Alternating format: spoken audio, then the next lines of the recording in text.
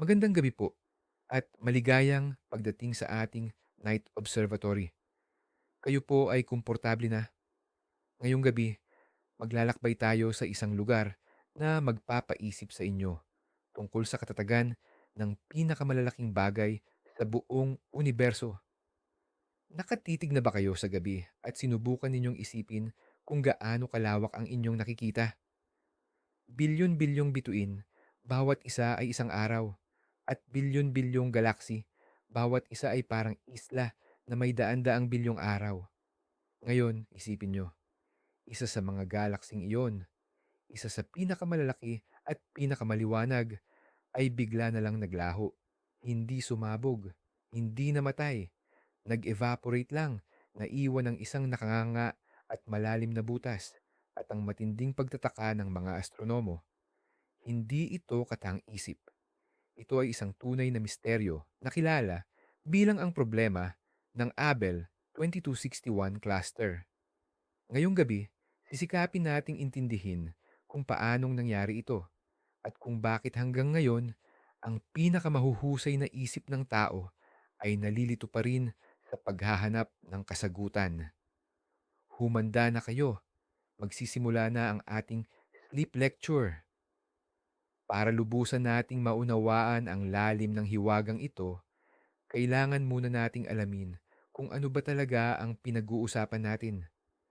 Isipin nyo, hindi lang ito syudad ng mga bituin, kundi isang megalopolis na binubuo ng daan-daan o libu-libong ganoong syudad. Yan ang tinatawag na galaxy cluster, kumpol ng mga galaxy.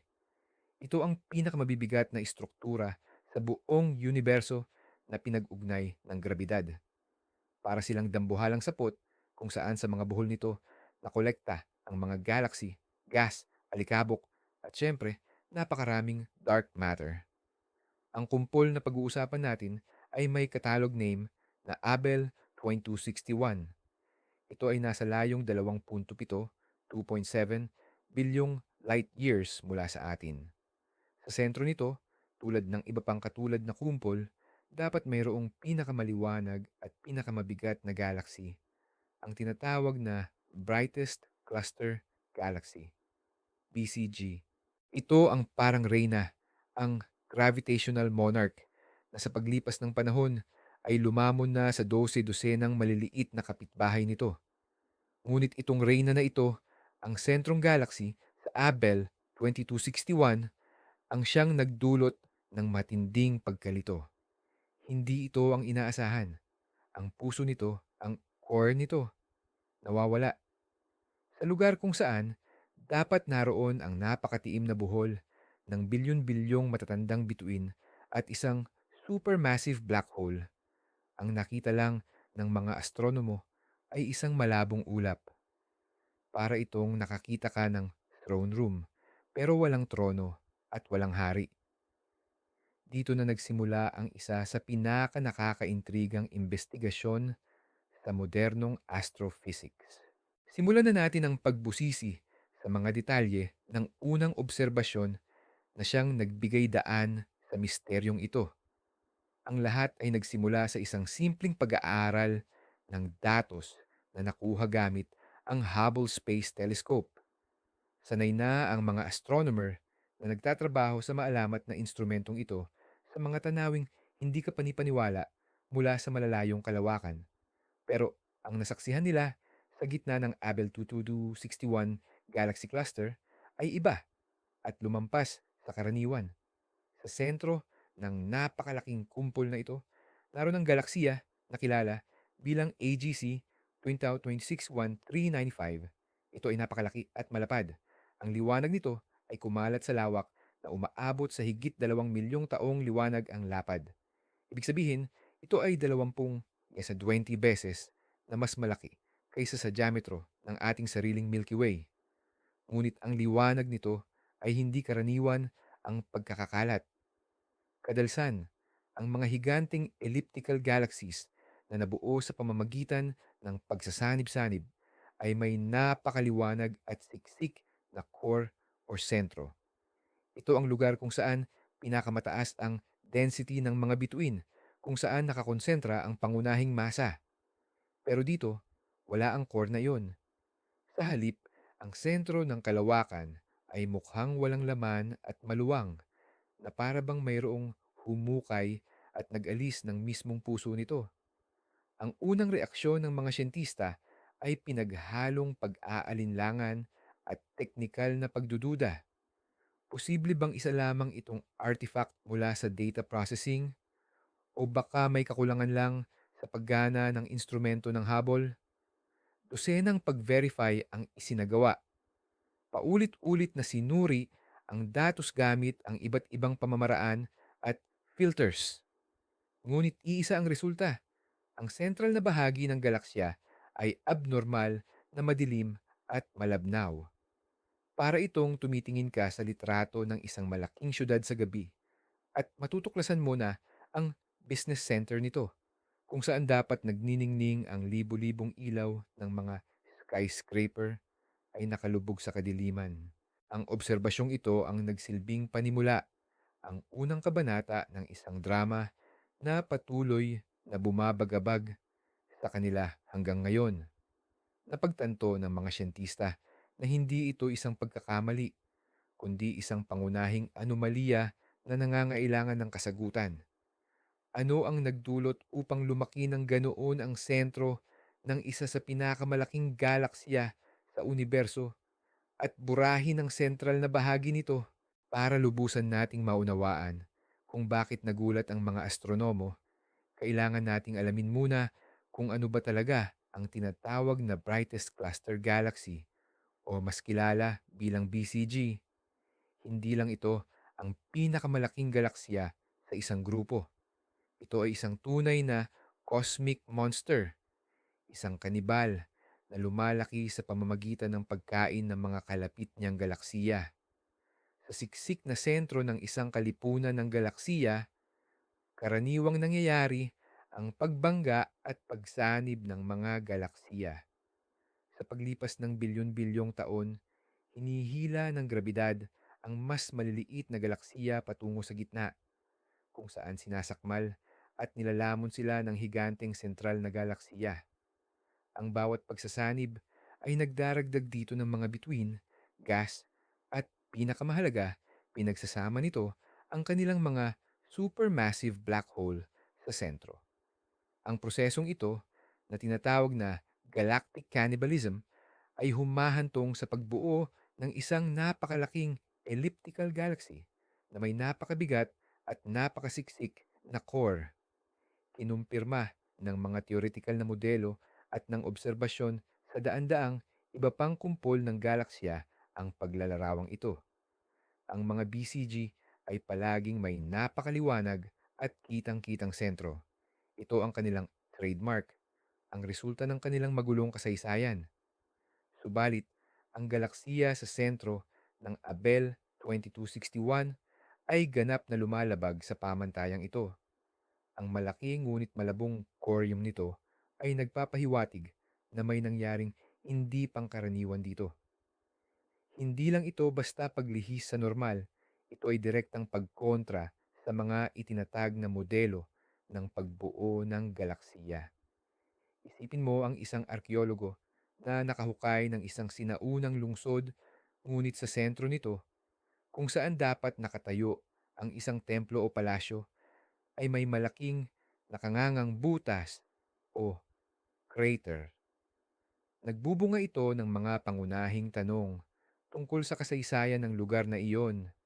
Sa katulad na paraan, ang kawalan ng core sa sentral na galaksya ng Abell 22261 ay pumipilit sa mga astropisiko na balikan at baguhin ang kanilang pag-unawa sa buhay at kamatayan ng mga galaksya sa pinaka-ekstremong kondisyon ng universo.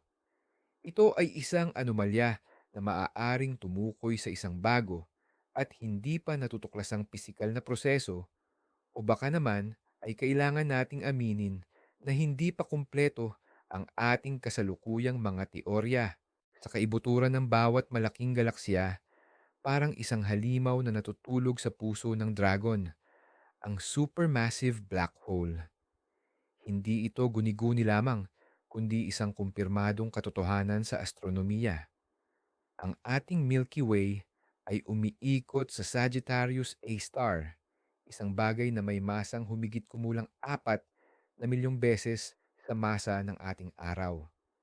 Ang black hole naman ng Andromeda Galaxy ay mas matindi pa ang masa at para sa pinakamaliwanag na mga galaksya, ang masa ng kanilang central na black holes ay maaaring umabot sa 10-10 bilyon ng solar mass.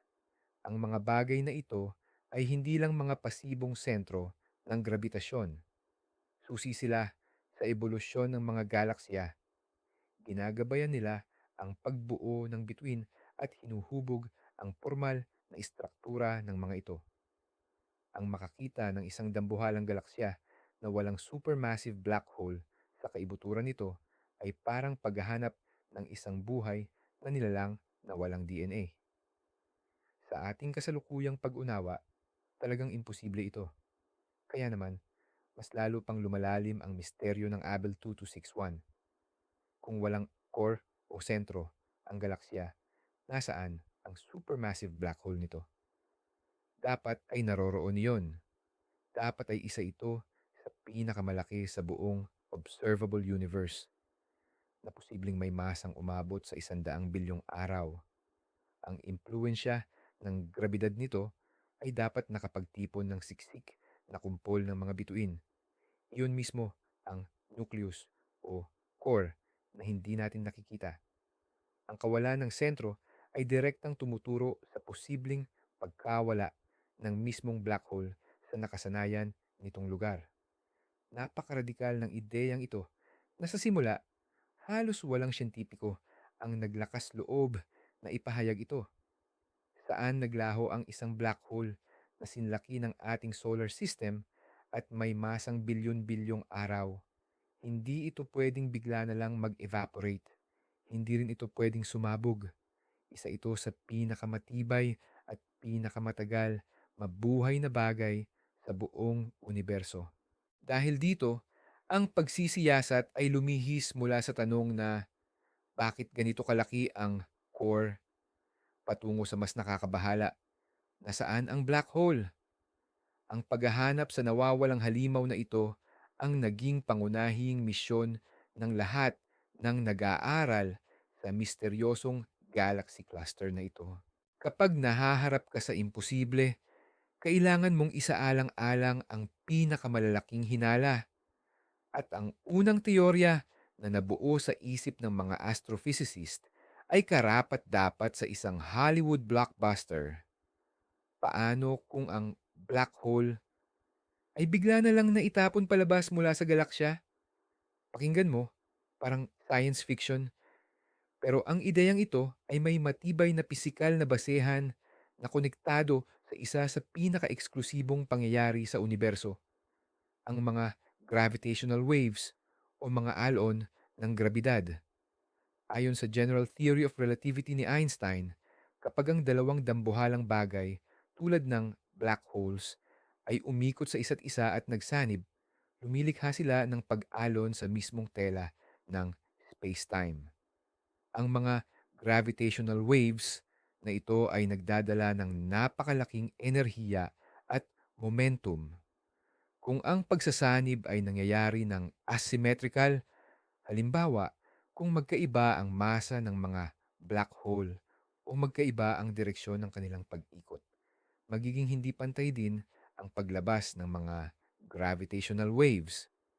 Ito ay parang isang rocket na sumusulong pasulong habang naglalabas ng gas patalikod. Sa kaso ng black holes, naglalabas sila ng jet ng gravitational waves sa isang direksyon at sila mismo, ayon sa batas ng pagpapanatili ng momentum, ay tumatanggap ng napakalakas na sipa sa kabilang direksyon. Ang epektong ito ay tinatawag na gravitational recoil o simpleng kick. Ipinapakita ng mga kalkulasyon na ang bilis ng sipa na ito ay napakalaki, daan-daan o libu-libong kilometro bawat segundo. Ang bilis na ito ay higit pa sa sapat upang malampasan ang gravitational pull kahit ng pinakamalaking galaksya at ihatid ang bagong silang pinagsamang black hole sa walang hanggang paggala sa pagitan ng mga kalawakan. Ang senaryong ito ay perpektong umaangkop sa naobserbahang larawan. Isipin ninyo, sa gitna ng Abell 2261 cluster, dalawang dambuhalang galaksya ang nagsanib.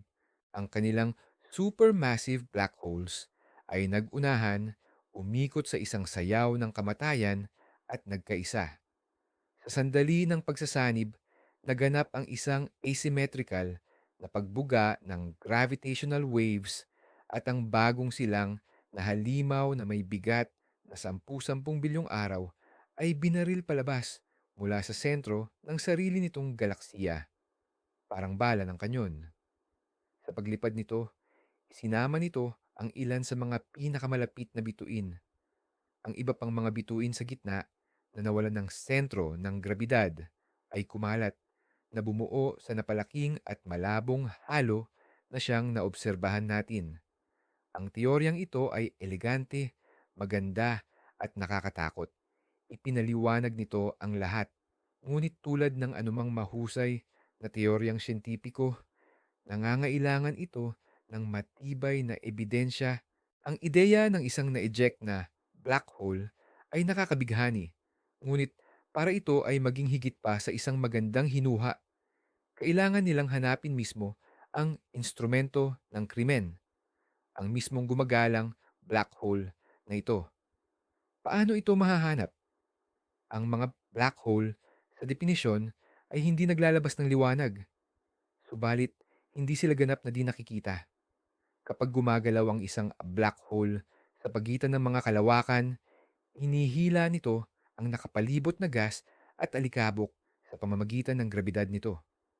Ang materyal na ito, habang bumabagsak sa black hole, ay umiikot at bumubuo ng isang accretion disk.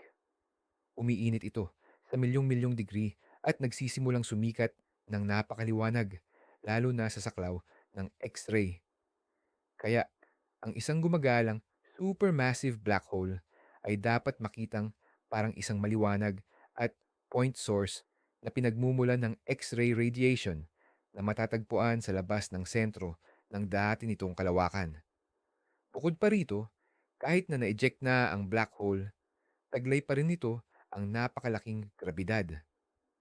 Maaaring nahila nito ang maliliit na pangkat ng mga pinakamalapit na bituin na bumuo ng tinatawag na hypercompact stellar cluster. Ang kumpol na ito ay napakaliit, ngunit napakaliwanag at napakakapal, at maaari itong matukoy gamit ang Hubble Space Telescope. Sa wakas, habang lumilipad sa gitna ng gas sa loob ng dati nitong kalawakan, dapat ay sinikip ng grabidad ng black hole ang gas na nagdudulot ng biglaang pagkabuo ng mga bituin, star formation. Ito ay magmumukhang isang kadena o arko ng mga bata at asul na bituin na nagtuturo sa dinaanan ng takas. Sa paggamit ng mga hula na ito, sinimulan ng mga astronomo ang isang tunay na pangangaso. Paulit-ulit nilang hinalungkat ang mga larawan ng Hubble, naghahanap ng maliliit at nagniningning na mga kumpol ng bituin o kahina-hinalang mga kadena ng mga stellar nursery. Itinuon nila sa Abell 2261 ang isa sa pinakamalakas na X-ray telescope ng sangkatauhan, ang Chandra Observatory. Simple lang ang kanilang layunin, makita ang maliwanag na tuldok na magbubunyag sa lokasyon ng nawawalang halimaw, para itong paghahanap ng karayom sa isang tumpok ng dayami na may sukat na milyon-milyong light years, ngunit masyadong mataas ang nakataya. Nakasalalay rito ang kumpirmasyon ng isa sa pinakamatatapang na ideya sa modernong astropisika. Ang Chandra X-ray Observatory ay nagsisilbing mata natin sa kalawakan. Ito ang tanging makakakita sa pinakamainit at pinaka-energetikong pangyayari sa buong universo. Inilunsad ng NASA noong 1999, mayroon itong pambihirang linaw pagdating sa pagtingin gamit ang X-ray. Kung ang Hubble ay nakakakita ng mga bituin at galaksiya sa normal na liwanag, ang Chandra naman ay nakikita ang mga accretion disk sa paligid ng mga black hole, ang labi ng mga supernova at ang gas na umaabot sa milyong-milyong degrees Celsius na pumupuno sa mga galaxy cluster. Ang Chandra ang pinakamalaking pag-asa sa paghahanap ng isang itinapong supermasibong black hole sa loob ng Abell 2221 Galaxy Cluster. Ang mga siyentista ay humingi at nakakuha ng malaking oras para gamitin ang teleskopyong ito na itinuon ang sensitibong detektor nito sa mismong sentro ng misteryosong cluster. Inasahan nilang makita ang isang maliwanag na X-ray source. Ito ang magiging pirma ng gas na bumabagsak sa lumalayong black hole. Ang pagmamasid ay tumagal ng maraming oras na kinukuha ang bawat mahalagang photon na nagmumula sa kaibuturan ng kalawakan. Pagkatapos nito, nagsimula ang mahaba at masusing pagsusuri ng datos. Sinuri ng mga computer ang napakaraming gigabytes ng impormasyon, gumawa ng detalyadong mapa ng X-ray emission at inalis ang background noise. Ang mga siyentista ay naghintay habang nakatitig sa mga larawang nakuha. Hinanap nila ang punto, ang signal na magpapatunay sa kanilang teorya. Ngunit wala. Sa kanilang matinding pagkadismaya, walang natagpuang maliwanag at compact na X-ray source na maaaring iugnay ng sigurado sa gumagalang black hole. May nakitang mahihinang kumpol ng X-ray, ngunit maaari itong ano lamang mula sa mga background galaxy hanggang sa maliliit na kumpol ng gas. Walang isa man dito ang sapat na maliwanag upang tumugma sa isang supermassive black hole na aktibong lumalamon ng materya. Ito ay isang matinding dagok sa teorya ng gravitational recoil. Siyempre, maaari nilang isipin na ang black hole ay hindi nag-a-accrete ng gas. Marahil ay gumagalaw ito sa isang rehiyon na may napakababang density ng intergalactic medium. Ngunit parang malabo itong mangyari. Ang Abell 2261 cluster ay punong-puno ng mainit na gas at ang isang gumagalang bagay na kasing laki nito ay imposibleng hindi mag-iwan ng bakas.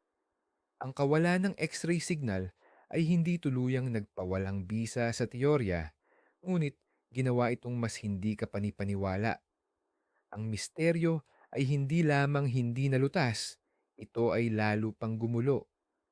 Kung hindi ito naitapon, nasaan ang black hole? Ang pagkabigo ng paghahanap gamit ang Chandra Space Telescope ay nagpabalik sa mga siyentipiko sa simula at nag-udyok na tingnan ang iba pang mga senaryo. Siguro, hindi tama ang hinahanap nila o mali ang lokasyon.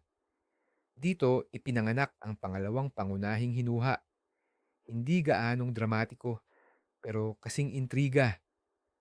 Paano kung ang black hole ay hindi naman umalis?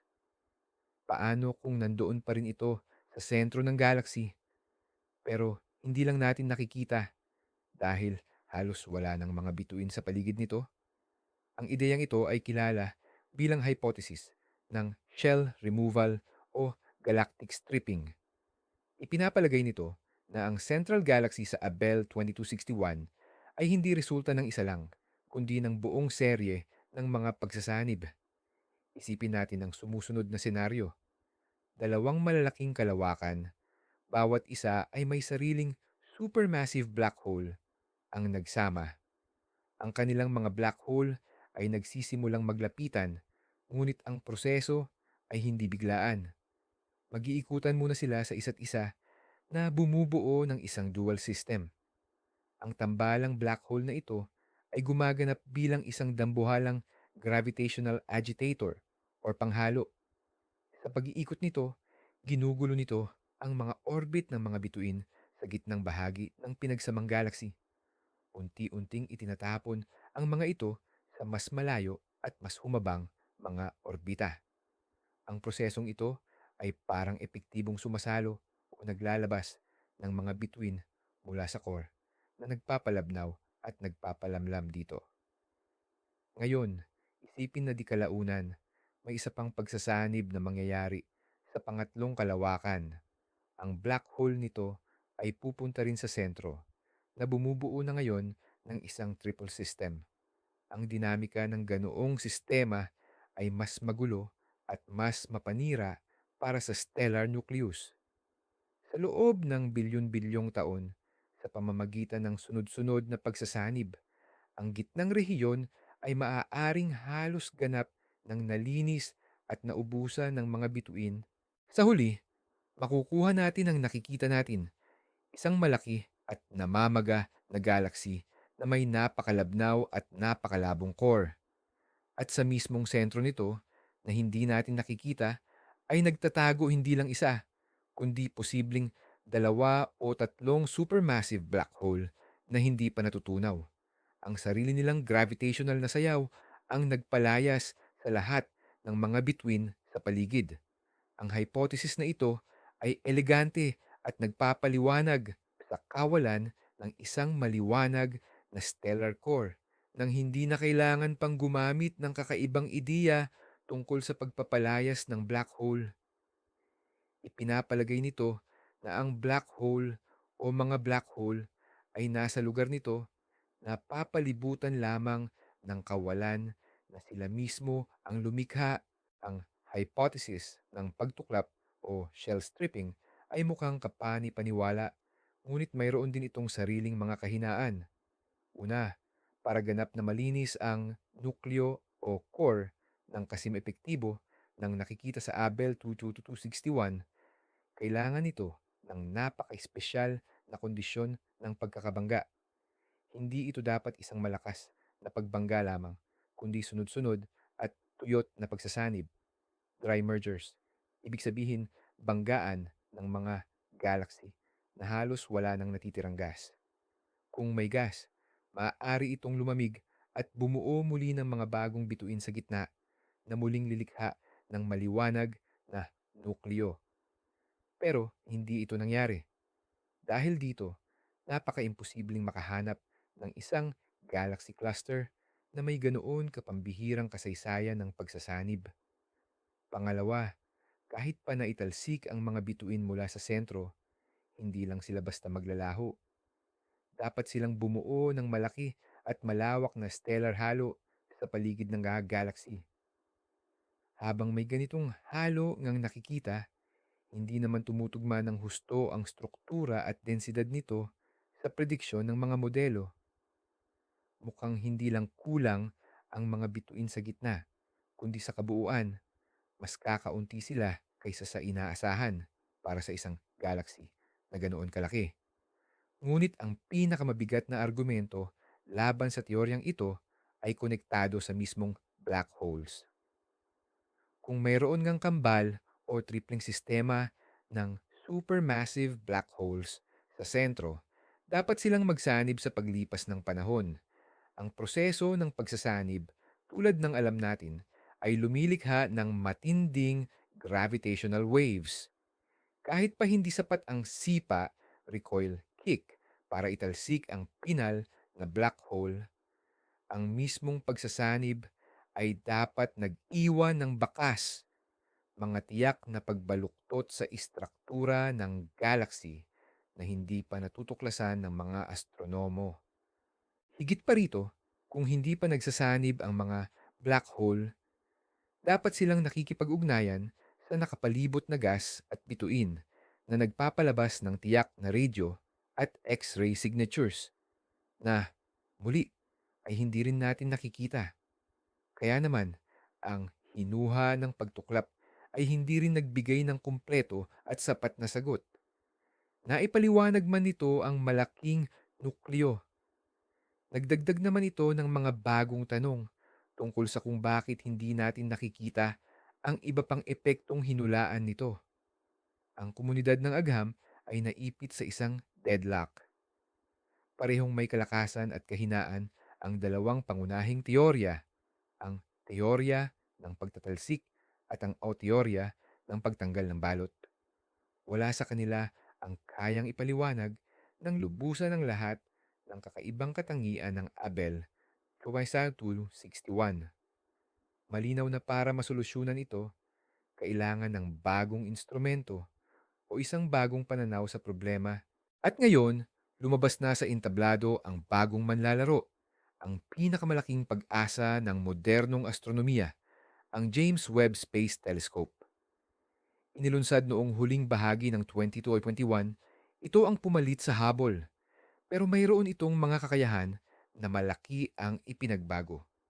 Ang pangunahing bentahin nito ay ang napakalaking salamin na may sukat na 6.5 metro at ang kakayahan nitong tingnan ang universo sa infrared range. Bakit ito napakahalaga? Para malutas ang misteryo ng Abell 2261, una, mas madaling makadaan ang infrared light sa mga cosmic dust. Kung ang isang gumagalang black hole o ang mga kasama nitong bituin ay natatabunan ng alikabok, makikita ito ni Webb, samantalang ang Hubble ay kadalasang kadiliman lang ang nakikita. Pangalawa, espesyalista si Webb sa pagsubaybay sa mga luma at malamig na bituin na siyang bumubuo sa pinakamalaking bahagi ng mga giant elliptical galaxy. Makakagawa ito ng mas tumpak na mapa ng distribusyon ng stellar mass sa gitnang kalawakan kaysa sa Hubble at tuluyang makukumpirma or matututulan nito ang laki at pagkakaroon ng puwang o void sa nucleus nito. Ngunit ang pinakamahalaga, si Webb ay may sensitivity na wala pang katulad. Kaya nitong tuklasin kahit ang mga napakaliit at napakalayong bagay sa kalawakan. Kung may nakatagong hypercompact star cluster sa paligid ng gitnang galaxy, iyon mismo ang entourage o kasamahan na dinala ng naitapong black hole. Si Webb ang pinakamahusay na instrumento para hanapin ito. Maaari niyang makilala ang kumpol na ito mula sa ordinaryong globular clusters o mga background galaxy batay sa kulay, laki at komposisyon ng mga bituin nito. Ang mga astronomer na nag-aaral sa problema ng Abell 2261 ay nagtitiwala ng husto kay James Webb. Ang pagmamasid sa mahiwagang kumpol na ito ay nakaplano na at posibleng ginagawa na habang tayo ay nag-uusap. Ang mga datos na makukuha ni Webb ay maaaring maging pinal na patunay pabor sa isa sa mga teorya o mas nakakaintriga. Baka magbigay ito ng panibagong sorpresa na mapipilitan tayong bumuo ng ikatlo at mas nakakabaliw na hinuha. Nabubuhay tayo sa kakaibang panahon kung saan ang sagot sa isa sa pinakamalalaking misteryo ng kalawakan ay maaaring makamtan sa loob lamang ng ilang buwan o taon. Kahit anong sagot pa ang lumabas, ang pag-iral pa lamang ng anomaliyang tulad ng Abell 2261 ay may malawak ng implikasyon sa kung paano natin nauunawaan ang universo. Hindi lang ito isang kakaibang pangyayari sa isang lugar. Isa itong paghamon sa mga fundamental na modelo ng ebolusyon ng mga kalawakan. Kung mapatunayang tama ang teorya ng gravitational recoil or pagtalsik dahil sa grabidad, ito ang magiging unang direktang patunay sa pagmamasid na ang mga supermassive black hole ay talagang maaaring italsik palabas mula sa kanilang kalawakan. Ibig sabihin, may mga hindi nakikitang madilim na halimaw na may bigat na bilyon-bilyong araw ang maaaring gumagala sa intergalactic space. Magbubukas ito ng panibagong larangan ng pag-aaral, ang populasyon ng mga gumagalang supermassive black hole. Gaano ba ito kadalas mangyari? Ano ang epekto nila sa kapaligiran? Maaari ba silang sumipsip ng gas at bumuo ng mga bago, maliliit na kalawakan sa paligid nila? Siguradong babaguhin ito ang ating pananaw sa demografiya ng universo. Sa kabilang banda naman, kung mapatunayan ang hypothesis ng stripped core o pagkayod ng balat, ipapakita nito kung gaano kakomplikado at kagaulo ang dinamika sa mga sentro ng galactic clusters. Mapipilitan tayong baguhin ang mga modelo ng pagsasanib ng mga kalawakan at black hole at magdagdag ng mas pinong mga epekto. Maaaring nangangahulugan din ito na mas matagal ang proseso ng pagsasanib ng mga supermassive black hole kaysa sa inakala natin. At ang pag-iral ng binary or triple systems ng mga bagay na ito ay hindi pambihira, kundi isang pamantayan sa mga sentro ng kumpol. Pero mayroon pa ring ikatlong posibilidad. Paano kung parehong mali ang mga teoryang ito? Paano kung ang ating nasasaksihan ay manifestasyon ng isang bago at lubusang hindi natin alam na pisika? Marahil, konektado ito sa katangian ng dark matter na bumubuo sa karamihan ng bigat ng kumpol. O marahil, may kinalaman ito sa kalikasan mismo ng black hole sa kung ano ang nangyayari lampas sa event horizon nito. Ang misteryo ng Abell 2261 ay perpektong halimbawa kung paano gumagana ang siyensya.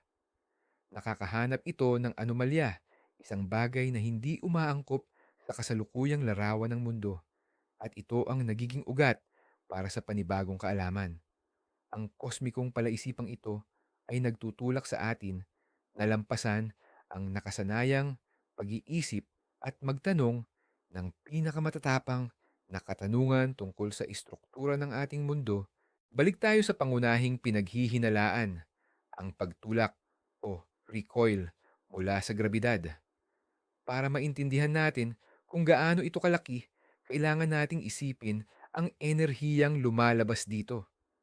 Ang pagsanib ng dalawang supermassive black hole ay ang pinakamalakas na pangyayari sa universo simula noong nagkaroon ng Big Bang.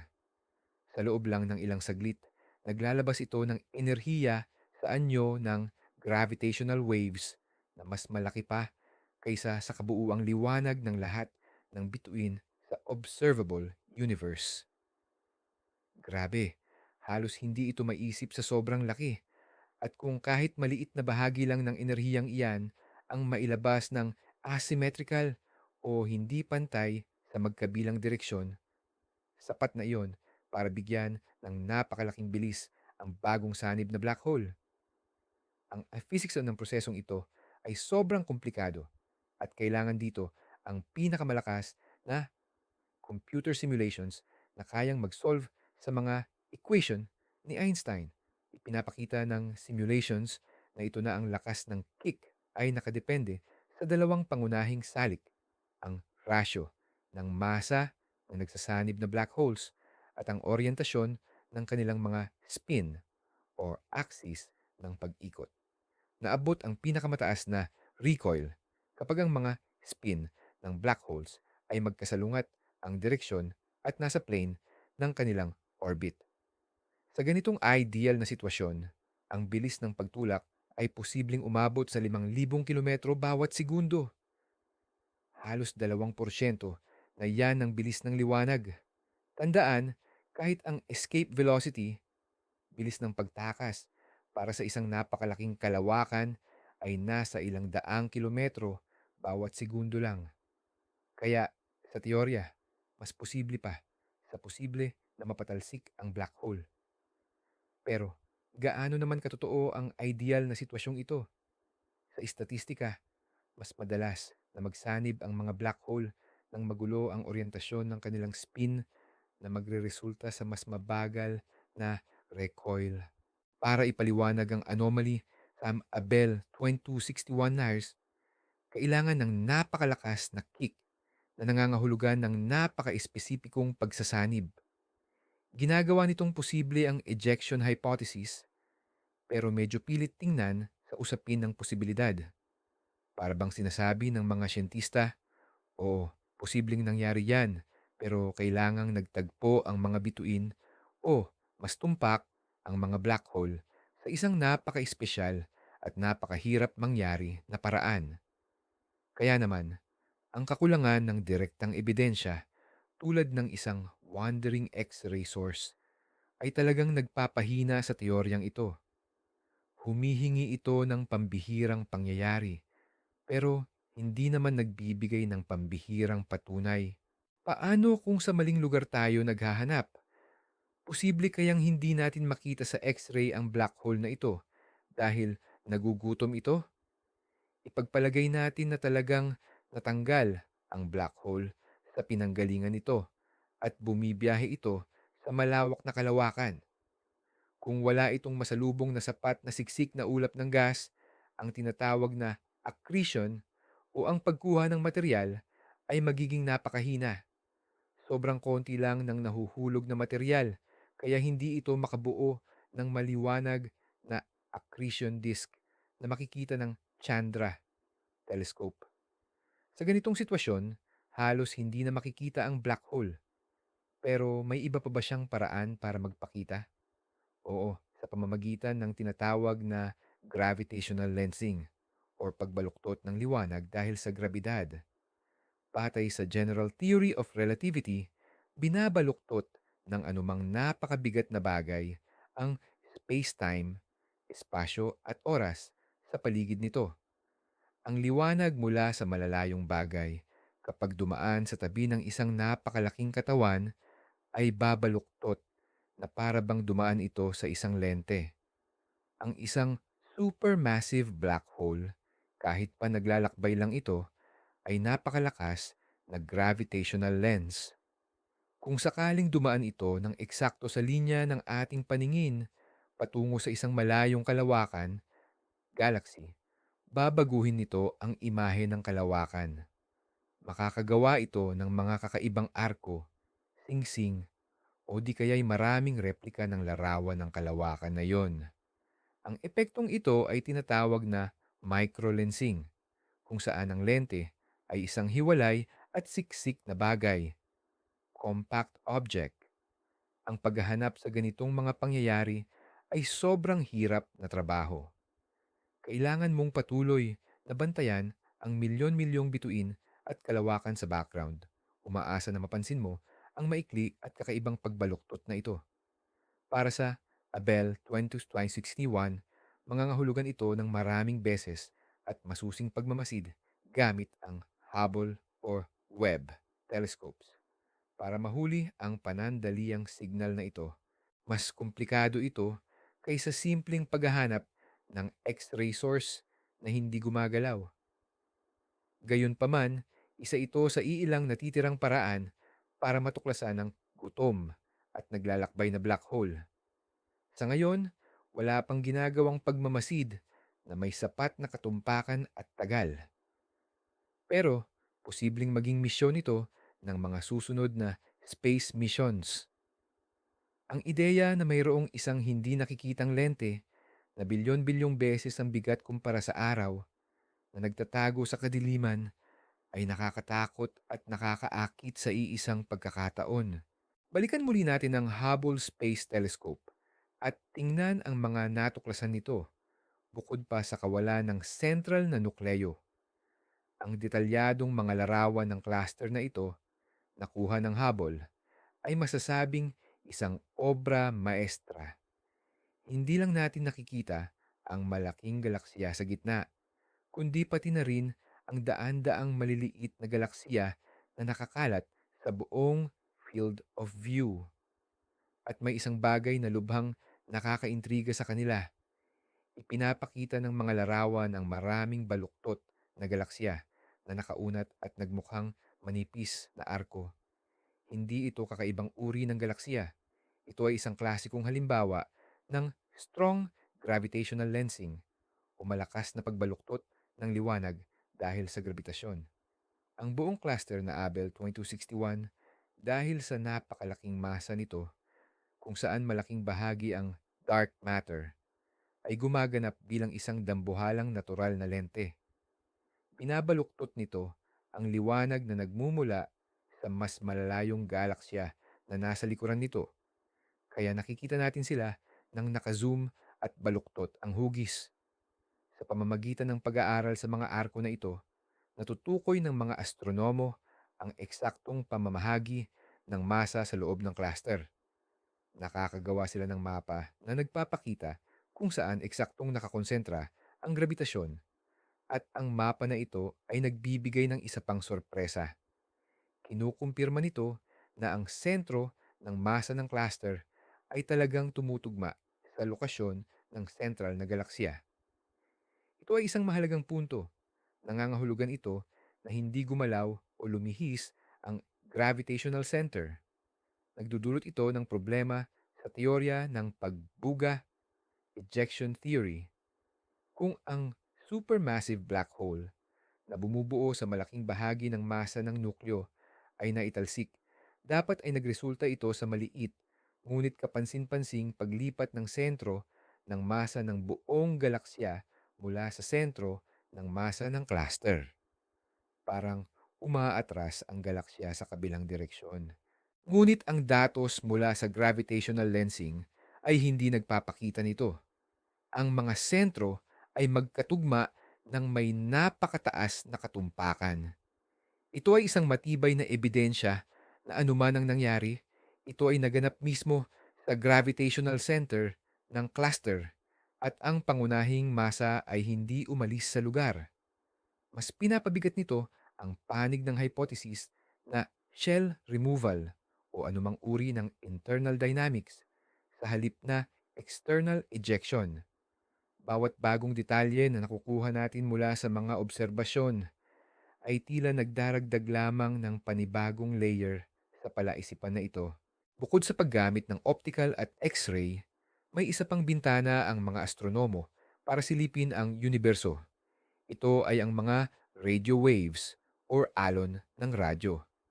Ang mga obserbasyon gamit ang mga radio telescope ay nagbibigay sa atin ng kaalaman tungkol sa mga proseso na may kinalaman sa magnetic fields at sa mga high energy particles.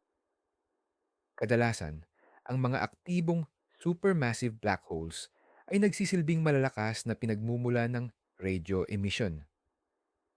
Mula sa kanilang polar regions, naglalabas ang mga ito ng dambuhalang jets ng plasma na umaabot ng daan-daang libong light years at nakikita sa radio frequency.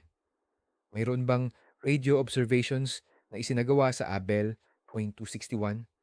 Oo, syempre. Gamit ang mga instrumentong tulad ng Very Large Array or VLA sa New Mexico, maingat na pinag-aralan ng mga siyentista ang kumpol na ito. Ang hinahanap nila ay maaaring radio emission mula sa central na black hole o kaya naman ay isang gumagalang radio source. Ngunit muli, hindi naging maganda ang resulta.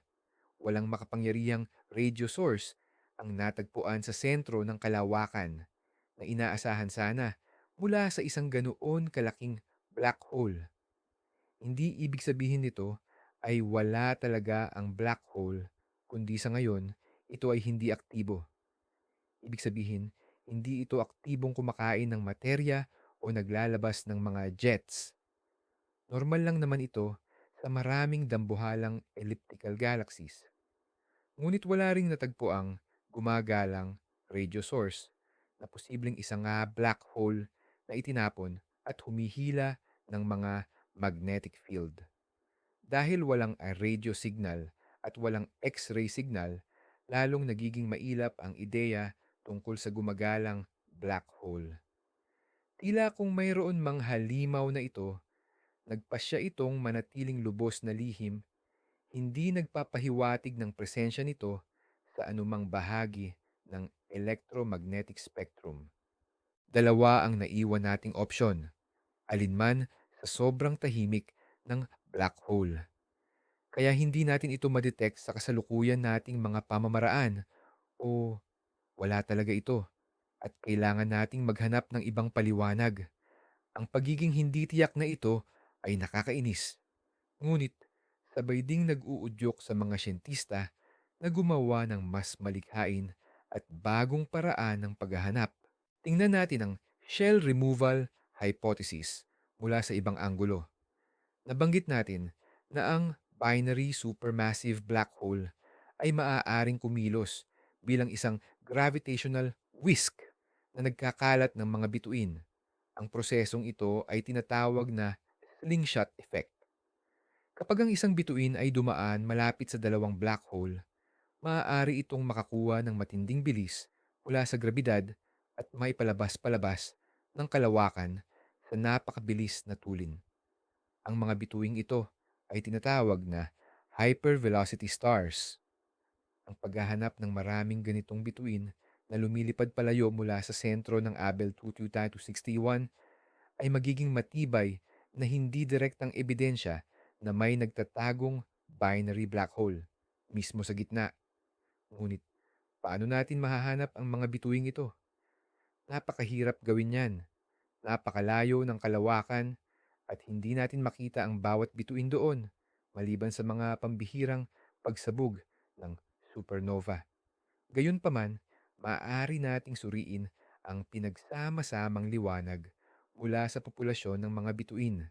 Sa paggamit ng spectroscopy, masusukat natin ang karaniwang bilis at ang pagkakalat ng bilis, velocity dispersion ng mga bituin sa iba't ibang bahagi ng kalawakan.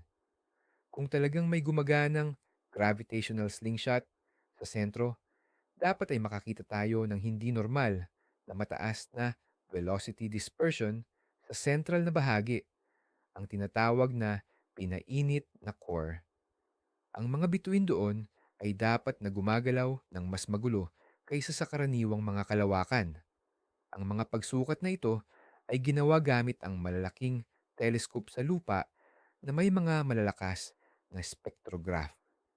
At ang mga resulta ay lumabas na hindi tiyak. Oo, may napansing sobrang dami ng mga bituin na may matataas na bilis na maaaring magpahiwatig ng dinamikong pag-init ng core. Ngunit ang epekto ay hindi kasing lakas ng inihula ng ilang modelo ng binary black holes. Maaaring ang nakikita natin ay mga labi lamang ng prosesong ito na mas aktibo noong nakaraan.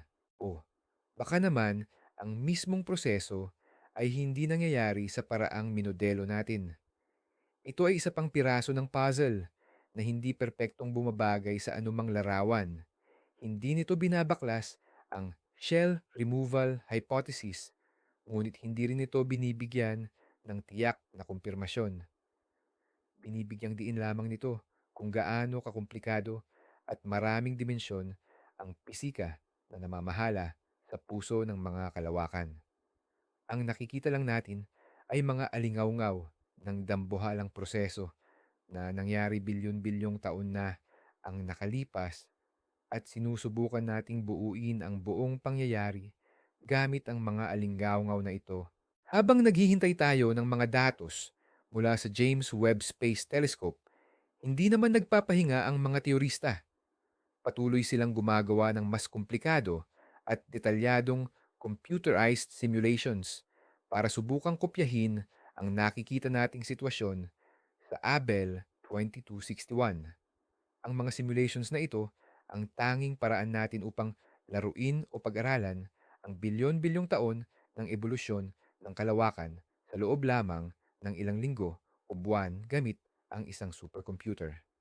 Sa mga virtual na sansinukob na ito, pinagbabangga ng mga siyentista ang iba't ibang uri ng kalawakan. Iba-iba ang bigat, dami ng gas, at maging ang pag-ikot ng mga black hole. Nagpapalit-palit sila ng dos-dosenang parameters para matuklasan ang natatanging kombinasyon na magriresulta sa pagbuo ng isang malaki at pumuputok na kalawakan na walang maliwanag na sentro o core. Nagpapakita ng nakakaintrigang resulta ang ilan sa mga pinakabagong simulasyon. Lumalabas na para mabuo ang ganitong klase ng istruktura, hindi pala kailangan ng matinding sipa kick na tuluyang magtataboy sa black hole palabas ng kalawakan. Sapat na ang katamtamang sipa na maglalagay sa black hole sa isang napakahaba at pabalik-balik na orbit. Ang sa black hole ay parang isang pendulum na mag-oscillate or pabalik-balik na uugoy sa gitna ng kalawakan. Ang bawat pagdaan nito sa sentro ay kumikilos na parang shock wave na ikinakalat ang mga bituin at niluluwag ang core. Kalaunan, maaari itong magresulta sa formasyon ng istrukturang malabo at nagkalat na siyang nakikita natin. Sa senaryong ito, nananatili ang black hole sa loob ng kalawakan, ngunit wala ito sa mismong gitna. Sa halip, nasa gilid ito ng kanyang dambuhalang orbit. Ipinaliliwanag nito kung bakit hindi natin ito nakikita sa sentro at kung bakit hindi rin ito makita sa X-ray, lalo na kung ito ay nasa lugar na may mababang density ng gas. Ang senaryo ng pendulum na ito ay isang magandang kompromiso sa pagitan ng dalawang pangunahing hinuha. Hindi nito kailangan ang tuluyang pagtaboy sa black hole o ang komplikadong sistema ng maraming black holes na hindi pa nagsasanib. Ngunit kailangan pa rin itong patunayan. Maaaring mahanap ng James Webb ang na-displace na black hole na ito kung napapalibutan pa rin ito ng kaunting accreting gas o mga bituin. Tuloy-tuloy ang simulations at bawat bagong modelo ay nagbibigay ng sariwang ideya sa mga observational astronomer kung ano at saan sila dapat maghanap. Hayaan nating lumayo muna tayo sa mga pangunahing teorya at mag-isip tungkol sa isang mas kakaiba at masiglang ideya. Paano kung hindi pala standard na black holes ang kinakaharap natin, kundi ibang klase ng cosmic entity? Nitong mga nakaraang taon, unti-unting sumisikat sa theoretical physics ang konsepto ng tinatawag na boson stars. Ito ay mga hypothetical na bagay na hindi binubuo ng karaniwang materya o mga fermyon, kundi ng mga boson, tulad ng mga aksyon na itinuturing ng mga kandidatong particle ng dark matter. Ang boson stars ay maaaring kasing compact at kasing bigat ng mga black hole, pero wala silang event horizon o singularity. Ang mga ito ay sadyang napakakapal na siksik ng boson field. Ang nakakaintriga rito, ipinapakita ng mga modelo na kapag nag-merge ang dalawang boson star, hindi sila magtutuloy-tuloy katulad ng black holes. Sa halip na magkaisa, maaari silang sumabog or magkalat at ibuga ang malaking bahagi ng kanilang masa bilang mga scalar field. Pwede kaya na sa gitna ng Abel 261, ang nasasaksihan natin ay ang resulta ng pag-merge hindi ng supermassive black holes, kundi ng supermassive boson stars. Ang ganitong pangyayari ay kayang sirain ng tuluyan ang central na bagay at maiiwan lamang ang isang malaki at bumukol na stellar halo. Siyempre, ang hypothesis na ito ay nasa pinakadulo ng modernong siyensiya. Wala pa tayong anumang matibay na ebidensya na nagpapatunay sa pag-iral ng boson stars. Pero isa itong magandang halimbawa kung paano ang mga misteryo tulad ng Abel 2061 ay nagtutulak sa mga siyentista na mag-isip ng outside the box. Kapag hindi gumagana ang mga standard na paliwanag, kailangan nating silipin ang pinakamatapang at hindi pa nasusubukang sulok ng theoretical physics. Kung hindi mahanap ng James Webb ang nawawalang black hole, lalo pang magiging relevant ang ganitong mga kakaibang ideya. Posible na ang cosmic anomaly na ito ay hindi lamang isang problema sa ating mga modelo ng ebolusyon ng kalawakan, kundi ang kauna-unahang pahiwatig ng pag-iral ng isang ganap na bagong pisika na lumalampas sa standard model. Pag-usapan naman natin ang saklaw ng panahon. Tinitingnan natin ang kumpol ng Abel 22-61. Sa kalagayan nito, 2 at 7 na 2.7 bilyong taon na ang nakalipas. Ganyan katagal naglakbay ang liwanag mula doon hanggang sa atin.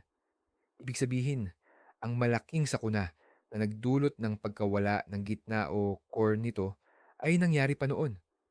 Baka 3 o 4 na bilyong taon na ang nakaraan. Mahalagang punto yan. Sa pagdaan ng panahong iyon, umuusad o nag-evolve na dapat ang sistema. Kung ang black hole ay naitalsik palabas, milyon-milyong taon ng liwanag na ang layo nito mula sa pinagmulan nitong kalawakan. Ang paghahanap dito ngayon ay parang naghahanap ng isang bala na binaril mula sa Riple noong ika-19 na siglo. Maaari na itong mapunta sa kahit saan. Pero Kung ang gitna naman ay ginagamitan ng gravitational slingshot mula sa isang binary, black hole, sa loob ng bilyong taon na ito, dapat ay kumalma na ito. Lumiit na sana ang orbit ng binary system dahil sa paglabas ng gravitational waves at tuluyan na silang nagsama o nag-merge. Maaaring nasasaksihan natin ang kalawakan sa isang napaka-espesyal at maikling yugto ng buhay nito. Iyon ay pagkatapos masira ang nucleus. Pero bago pa man mag-stabilize muli ang sistema sa isang bagong balanse. Ang ideyang ito ng cosmic moment ang nagpapatunay na natatangi talaga ang ating pagmamasid. Parang nagkataon lang na sumilip tayo sa bintana sa tamang segundo at nakita natin ang mga epekto ng isang cosmic drama. Ito ang dahilan kung bakit hindi natin nakikita ang mga sistemang tulad nito kung saan-saan. Maaaring isa lamang itong napakabihira at panandali ang yugto sa buhay ng mga kumpol ng kalawakan. Sa kabilang banda, mas lalo naman itong pinahirap ang ating trabaho.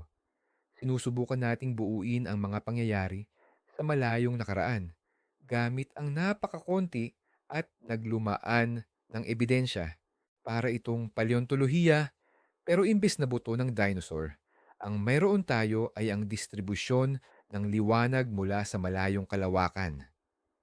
Bawat photon na dumarating mula doon ay may dalang impormasyon tungkol sa mga sinaunang kaganapan at ang misyon ng mga siyentista ay i-decode ang mensaheng ito mula sa nakaraan. Hindi magiging posible ang lahat ng istoryang ito kung wala ang mga dekada ng pagsulong sa teknolohiya. Bigyan natin ng pagkilala ang mga hindi kapanipaniwalang instrumentong ito na nagbigay daan sa atin na magtanong ng ganito.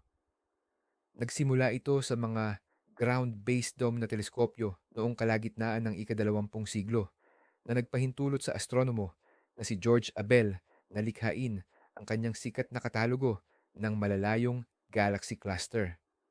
Pagkatapos, sumunod ang panahon ng mga teleskopyo sa kalawakan.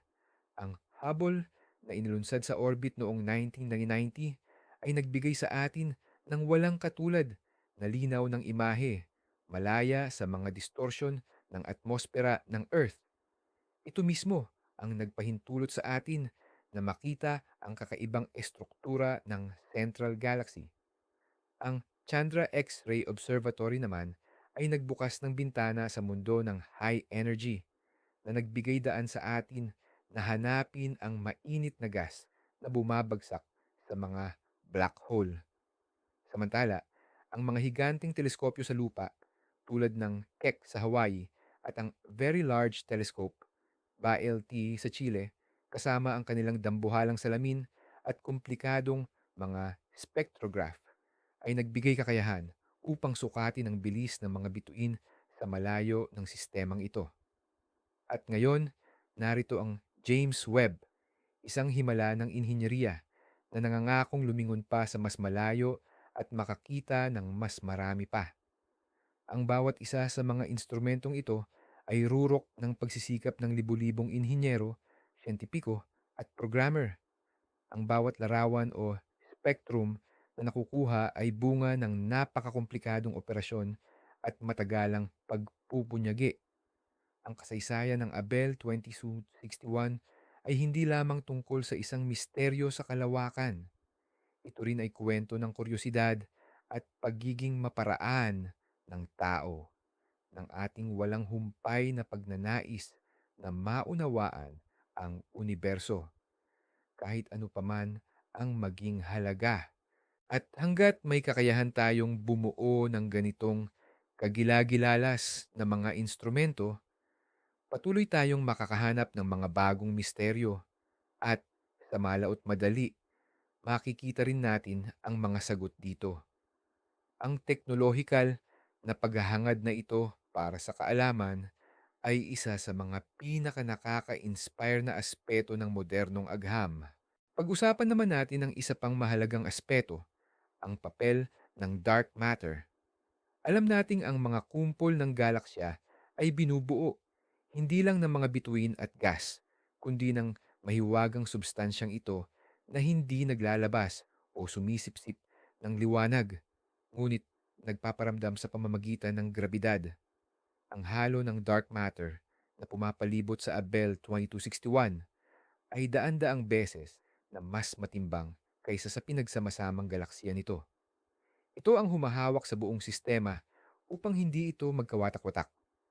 Ano ba ang maaaring naging gampanin ng dark matter sa istoryang ito?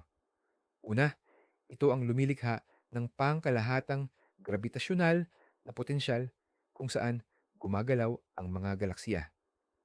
Ang distribusyon nito ang nagdidikta sa daanan o trahektorya ng pagsasanib. Ikalawa, kapag nagsanib ang mga galaksya, ang bituin, stellar components, nito ay maaaring mag-interact ng husto at magkalat. Samantalang ang dark matter halos ay dumadaan lang sa isa't isa ng halos walang sagabal. Pero nagdudulot ito ng gravitasyonal na pagkiskis sa ordinaryong materya.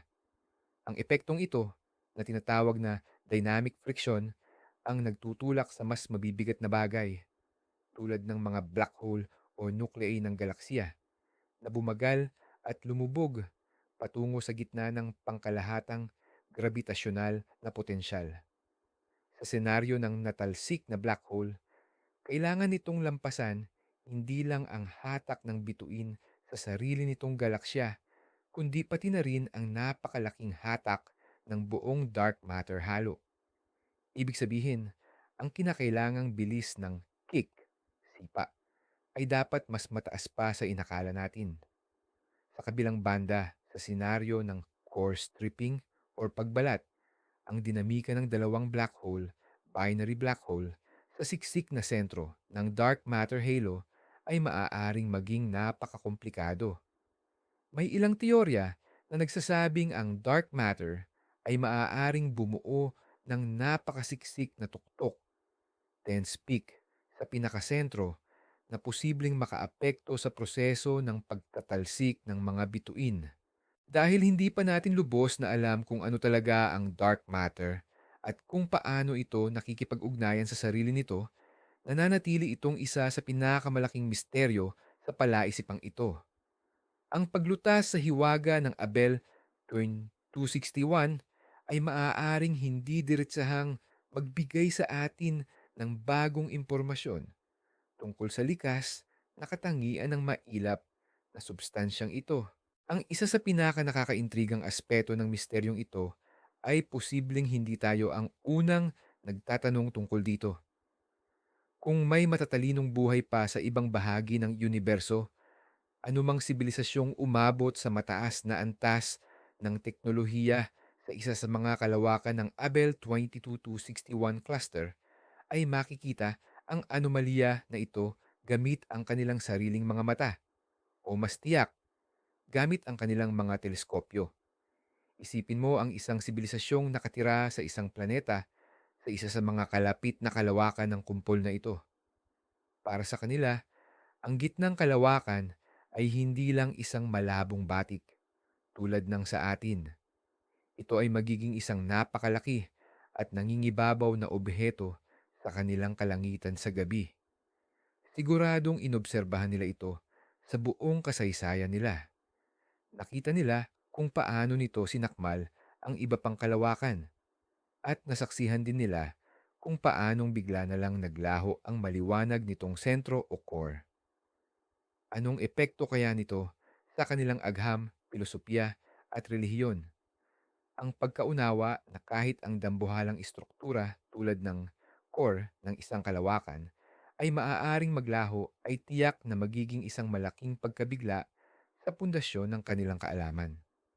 Siguro, ngayon mismo, sa layong 2.7 bilyong light years, mayroon ding ibang mga siyentista na posibleng hindi natin kamukha na nakatutok ang kanilang mga instrumento sa misteryong ito. Gumagawa rin sila ng sarili nilang mga teorya at sabik na naghihintay ng data mula sa kanilang mga makabagong obserbatoryo. Ito ay puro haka-haka lang, syempre.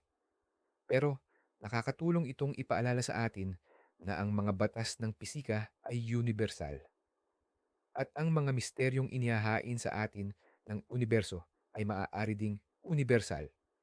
Tayong lahat, tao man o ang mga hypothetical na dayuhan, ay mga tagapag-usisa ng iisang walang hanggang kosmos.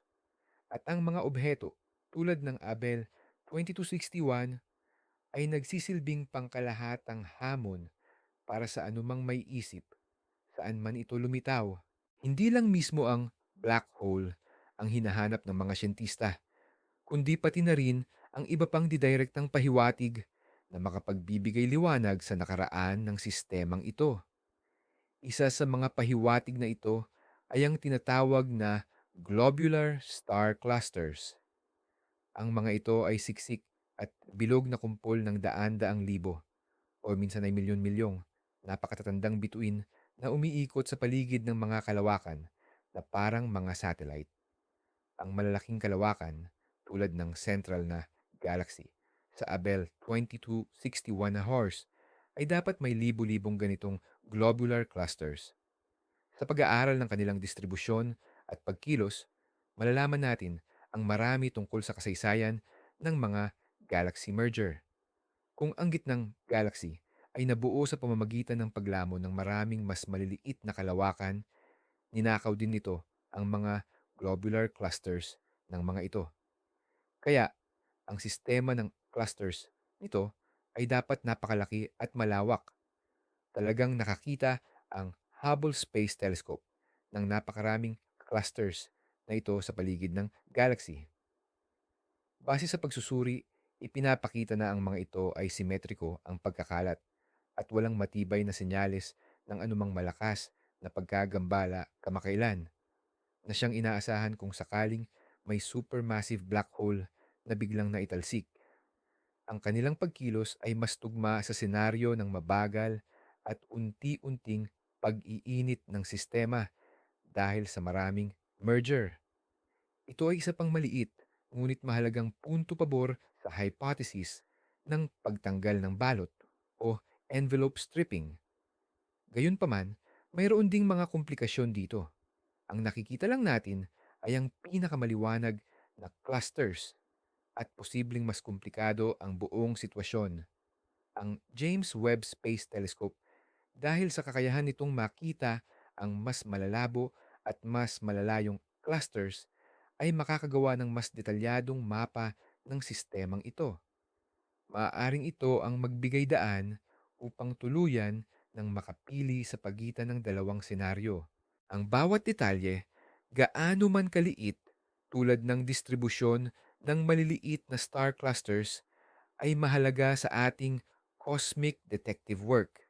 Paano kung mayroon lang tayong nakakaligtaang maliwanag na punto? Pwede kaya na wala talagang pagkawala na nangyari? May ilang skeptiko ang nagpapanukala ng ideya na ang kalawakan or galaxy na ito ay ipinanganak na ng ganoon.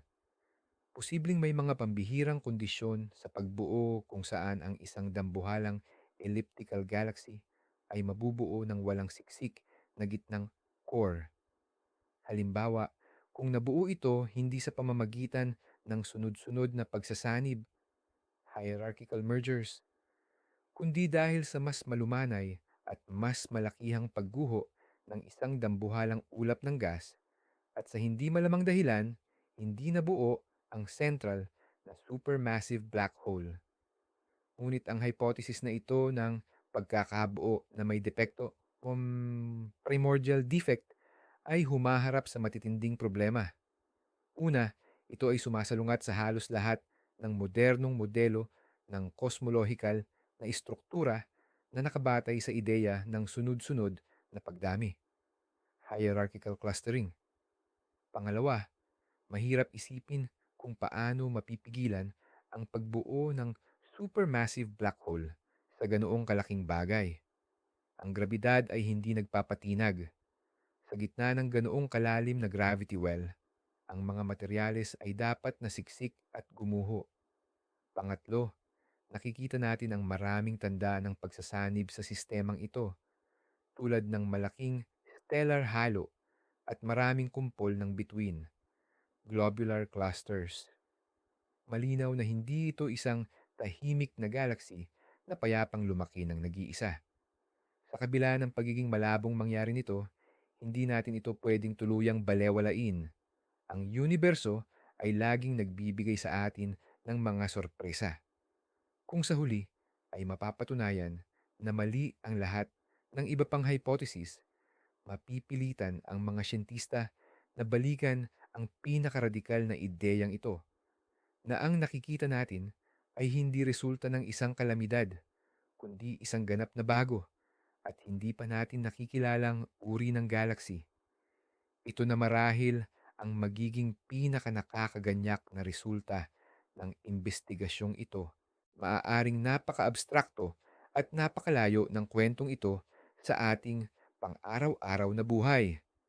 Ano naman ang pakialam natin sa mga pangyayaring naganap halos 3 bilyong taon na ang nakalipas sa isang malayong sulok ng universo? Ngunit sa katunayan, ang misteryong ito ay may direktang kaugnayan sa sarili nating pag-iral. Nakatira tayo sa galaxing Milky Way, na bahagi ng isang maliit na grupo ng mga galaxy na tinatawag na local group. At ang ating galaksya ay patungo sa banggaan, kasama ang pinakamalaking kalapit natin, ang galaxing Andromeda.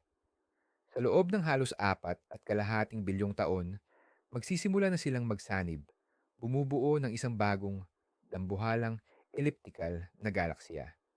Ito ay tinatawag ng ilang astronomer, biro lang, na Milkomeda.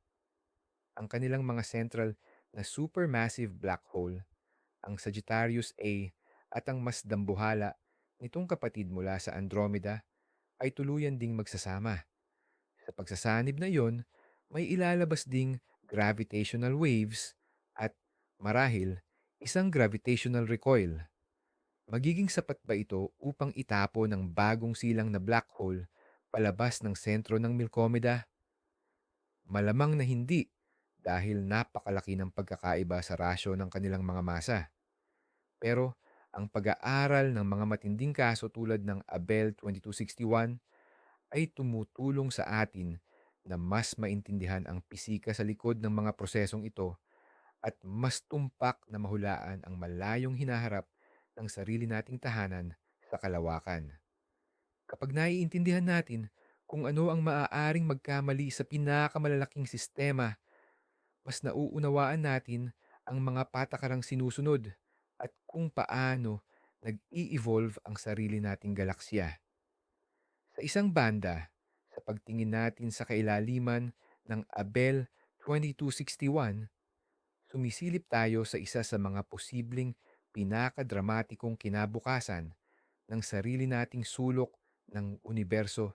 Balikan natin ang James Webb Space Telescope at ang mga partikular na programa ng pagmamasid, observations, na inihanda para lutasin ang misteryong ito.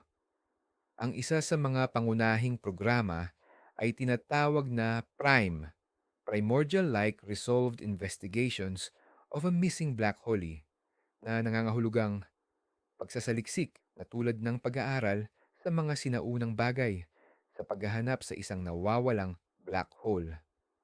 Ang layunin ng programang ito ay kumuha ng sobrang lalim na mga larawan, ultra-deep images, ng sentro ng galaxy cluster gamit ang ilang infrared filters. Sa pamamagitan nito, makakagawa ang mga siyentipiko ng detalyadong mapa ng kulay at liwanag, color and brightness, ng populasyon ng bituin, stellar population. Gagamitin ang mga mapang ito upang matukoy ang edad at chemical composition ng mga bituin sa iba't ibang bahagi ng kalawakan. Kung ang core ay nawasak dahil sa gravitational recoil, pagtalbog ng grabidad, dapat nating makita ang medyo pare-parehong pamamahagi, homogeneous distribution, ng mga lumang bituin. Ngunit kung ito ay hinigop, scoured, ng isang binary black hole, makikita natin ang mas komplikadong istruktura na may iba't ibang populasyon ng bituin sa iba't ibang orbita. Ang isa pang programa ay gagamitin ang spectrograph ng web upang maghanap ng bakas ng accretion, pagkolekta ng gas sa posibleng wandering black hole, lagalag na black hole. Kahit na hindi ito makita sa X-ray, ang mahinang pagbagsak ng gas ay dapat magdulot ng natatanging emission lines sa infrared spectrum at kayang matukoy ito ng web. Plano ring hanapin ang mga hypercompact star clusters na ito. Hindi lang ito kukunan ng larawan ng web, kundi kukuha rin ito ng kanilang spektra upang kumpirmahin na ang mga ito ay talagang binubuo ng mga bituin na inagaw mula sa sentro ng kalawakan at hindi lamang mga random na bagay. Ang mga pagmamasid na ito ay mangangailangan ng 10-10 oras ng mahalagang oras ng teleskopyo at ang pagproseso ng datos ay aabutin ng buwan. Ngunit sa dulo ng prosesong ito, malaki ang posibilidad na may naghihintay na breakthrough sa atin. Nakapokus ang buong komunidad ng siyensya habang nag-aabang sa mga resulta. Ito ay isa sa mga bihirang pagkakataon kung saan ang isang partikular na serye ng observations ay maaaring lutasin ang isang misteryo na matagal nang bumabagabag sa mga astronomo. Talakayin natin ang psikolohikal na aspeto ng misteryong ito para mismo sa mga siyentista. Ang pagharap sa ganitong kalaking problema ay isang maraton, hindi isang simpleng sprint. Ito ay nangangahulugan ng mga tao ng masusing pagsisikap, mga gabing puyat sa pag-aanalisa ng datos at walang katapusang pagdududa. Isipin mo ang isang mag-aaral na nagpakadalubhasa na naglaan ng ilang taon ng buhay niya sa paghahanap ng senyales mula sa isang gumagalang black hole. Pero ang makuha lang niya ay ingay. O kaya, ang isang teoriko na nagtayo ng napakagandang modelo pero biglang binaliktad ng mga bagong datos. Nangangailangan ito ng matinding pasensya at higit sa lahat, intellectual honesty. Kailangan mong maging handa na talikuran ang paborito mong hinuha kung ito ay salungat sa mga ebidensya. Pero dito rin matatagpuan ang kagandahan ng siyentipikong pamamaraan. Ito ay proseso ng patuloy na pagtutuwid sa sarili, pag-usad patungo sa katotohanan sa pamamagitan ng pagkakamali at pagpapabulaanan. Ang misteryo ng Abel 2261 ay hindi lang basta pagtutunggalian ng mga ideya. Ito ay kolektibong pagsisikap ng dos-dosenang at daan-daang siyentista sa buong mundo. Ang mga nagmamasid, gumagamit ng iba't ibang teleskopyo, ay nagbabahagi ng kanilang datos. Ang mga teoriko at nagmumodelo ay inihahambing ang kanilang mga likha sa datos na ito.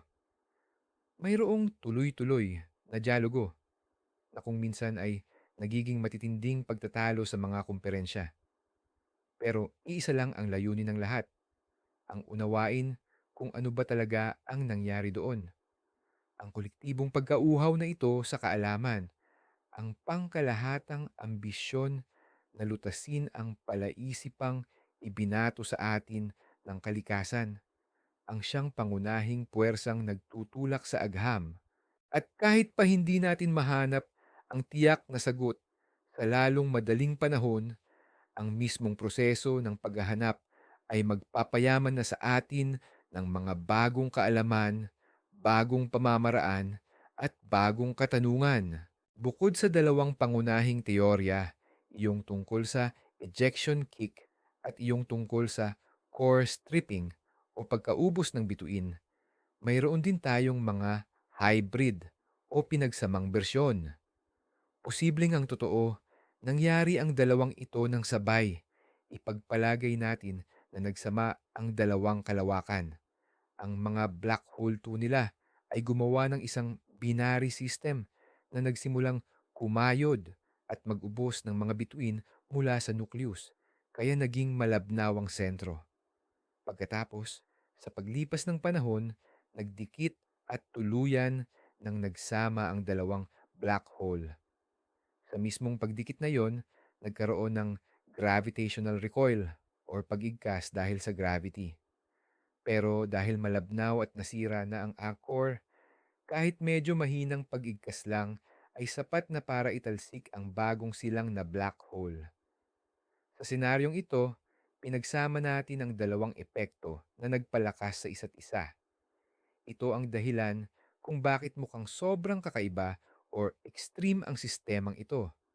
Una, ang mabagal na pagkasira ng core mula sa loob, at pangalawa, ang pinal na sipa, kick, na nagtanggal sa sentrong bagay. Mas mahirap pag-aralan ang mga hybrid na modelong tulad nito, pero mas posibleng ito ang totoo. Bihira kasing maging simple at eleganteng tingnan ang universo. Kadalasan, maraming proseso ang nangyayari ng sabay-sabay. Ang hamon natin ay kalaga ng buhol na ito at malaman kung alin sa mga proseso ang nangingibabaw. Siyempre, ang susi dito ay ang detalyadong pag-aaral at pagmamasid. Halimbawa, kung matuklasan ng Webb Space Telescope na may kakaiba at di pantay na hugis ang stellar halo o halo ng bituin ng kalawakan, maaari itong tumukoy sa ganitong two-step na proseso. Ang paghahanap sa mga pinong bakas, sa mga pilat na iniwan ng matatandang kalamidad sa mismong katawan ng kalawakan, yan ang pangunahing misyon ng observational astronomy sa larangan na ito. Nakakaintriga ring ikumpara ang Abel 2260, isa sa iba pang kilalang kumpol ng galaksya na mayroong ganitong problema. Ito ba ay lubos na kakaiba o mayroon pa bang ibang katulad nito? Aktibong naghahanap ang mga astronomo ng iba pang halimbawa ng mga galaksya na may nawawalang sentro at nakakita na sila ng ilang kandidato. Halimbawa, sa kumpol ng Virgo, may isang galaksiya na tinatawag na NDC-4 na 4 na 86b. Ito ay satellite ng dambuhalang galaksya na Messier 87. Mayroon din itong dobleng sentro o core na posibleng senyales ng isang bagong pagsasanib at isang hindi pa nag-iisang dalawahang black hole. Isa pang halimbawa ay ang kumpol ng Abel 779 na may galaksiya sa gitna nito na may napakapusyaw na sentro. Gayunpaman, wala sa mga kasong ito ang kasing ekstremo ng Abel 2261. Sa kanila, hindi gaanong malabo ang mga sentro o may iba pang palatandaan na nagtuturo sa mas karaniwang mga proseso. Sa ngayon, ang Abel 2261 pa rin ang nagtataglay ng record, ang pinakamalinaw na halimbawa ng anomalya na ito. Ginagawa nitong perpektong laboratorio ito upang pag-aralan ang fenomenong ito. Sa pamamagitan ng pagtutok ng ating pinakamahusay na mga instrumento sa iisang bagay na ito, umaasa tayong maunawaan ang pisika ng proseso sa pinakamalinaw at pinaka-ekstremong pagpapakita nito. At saka, sa sandaling mayroon na tayong kaalamang ito, maaari tayong bumalik sa iba pang mga kaso na hindi gaanong halata at malaman kung bahagi ba sila ng parehong kababalaghan. Sa agham, kadalasan, ang pag-aaral ng isa lamang, ngunit napakapambihirang bagay, ay maaaring magbigay ng mas maraming kaalaman kaysa sa pagkolekta ng estatistika sa daan-daang normal na mga bagay. Ipagpalagay natin, kahit sandali lang, na talagang natagpuan na ng James Webb Space Telescope ang hinahanap. Nakakita ito ng maliit at siksik na kumpol ng mga bituin, medyo malayo sa sentro ng galaksya. Ayon sa spectrum nito, ang mga bituin doon ay kumikilos sa napakabilis na tulin na nagpapahiwatig ng presensya ng isang hindi nakikitang napakalaking bagay sa gitna. Iyon na nga, iyon ang naitaboy na pinakalaking butas na itim kasama ang mga bituin nito. Ano ang magiging reaksyon ng mundo ng agham? Ito ang magiging pinaka-pinag-uusapan sa lahat ng journal at kumperensya. Ito ay magiging tagumpay ng General Theory of Relativity ni Einstein, isa pang nakamamanghang kumpirmasyon ng mga hula nito. Magbubukas ito ng panibagong kabanata sa pag-aaral ng ebolusyon ng mga galaksya. Ang mga siyentipiko sa buong mundo ay agarang mag-aaral sa bagay na ito. Susubukang sukatin ang masa, bilis at landas nito. Ang mga teorista ay magpapaligsahan kung sino ang may pinakamagandang modelo na makakapagpaliwanag sa tindi ng sipa or kick velocity nito. Ito ang magiging sandali ng Eureka para sa isang buong henerasyon ng mga astrophysicist. Ngunit paano kung ang kabaligtaran ang mangyari? Paano kung ang pinakamalalim na obserbasyon ng web ay walang ipakita? Walang gumagala-galang butas na itim, walang kambal na sentro, o anumang malinaw na paliwanag. Kung ang sentro ng galaksya ay mananatiling tahimik at wala lang, iyon, sa katunayan, ay mas kapana-panabik na resulta. Nangangahulugan iyon na mayroon tayong hindi naiintindihan sa pundasyon ng pisika. Magpapatunay iyan ng isang kakulangan sa ating kaalaman at ng pangangailangan para sa bagong pisika. Hindi iyon ang magiging katapusan ng kwento. Iyon ang magiging tunay na simula.